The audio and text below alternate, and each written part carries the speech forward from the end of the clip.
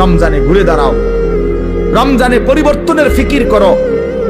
আমার বাপ, আমার ভাই, আমার ছেলেরা, নিজেদেরকে রহম করো, রমজান সুন্দর করো, রমজানে গুনাহ ছেড়ে দাও, রমজানে আল্লাহর ইবাদতে লাগাও। 20 রাকাত তারাবি পূর্ণ পড়ো, প্রতিদিন রোজা ঠিক মতো রাখো, বরকত হবে। 5 ওয়াক্ত নামাজ জামাতে পড়ো ভাইয়া। কেন নষ্ট হইলা? সে তোমারে মূল্যায়ন করে। তোমার এই চুল, তোমার এই প্যান্ট কোন ছাগলে দেখে? তুমি কও, এই সমাজের কোন ভদ্রলোক, এই সমাজের মান্য গণ্য কোন মানুষ, দিল দরদি, দিন দরদি কোন মানুষ তোমার ঘরে দেখে? কেউ কোনোদিন তোমারে ডাকছে কোনোদিন যে বাবা তোমার এই অসাধারণ চুলের জন্য তোমারে ধন্যবাদ?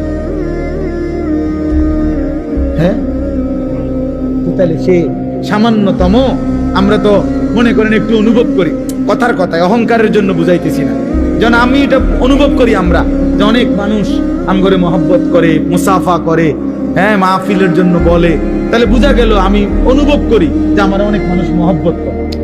আমার কথাটা বোঝেন নাই? অনেক মহব্বতের যে কি পরিমাণ যন্ত্রণা, এগুলো এই নজরুল মোহাম্মদ এগুলো দেখলেই বোঝা যথেষ্ট।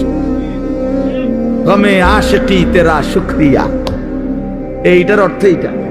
গমে আশিকি মানে হইল ভালোবাসার বেদনা, ভালোবাসার যন্ত্রণা, মহব্বতের যন্ত্রণা। আল্লাহ তেরা শুকরিয়া মানে বুঝায় যে তোমার রাস্তায় যতবার যত দুঃখ পেয়েছি, তোমারে ভালোবাসতে গিয়ে সবকিছুর জন্য তোমার শুকর যে আল্লাহ তোমার রাস্তায় দুঃখ বেদনা জামিলান।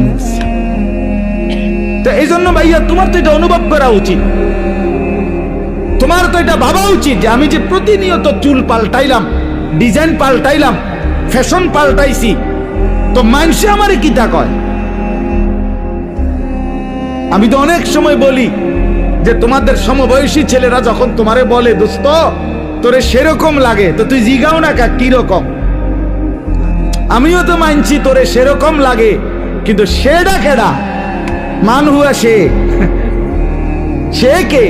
যার মতো তোমারে লাগে নিশ্চিত খবর নিবে দেখবা ফুট্টাখোরের মতো লাগে, গাঞ্জাখোরের মতো লাগে, নেশাখোরের মতো লাগে, জুয়ারির মতো লাগে, লম্পট চরিত্রহীনের মতো লাগে বেটা, ইমানদারের মতো লাগে না, জুনায়েদ বাগদাদির মতো লাগে না, বাইজিদ বুস্তামির মতো লাগে না, কোন আল্লাহওয়ালার মতো লাগে না বেটা, কোন হারামখোরের মতো মনে হয়, কোন বাবাখোর ডাইলখোর ছাড়া, নেশাখোর ইয়াবাখোর ছাড়া অন্যদের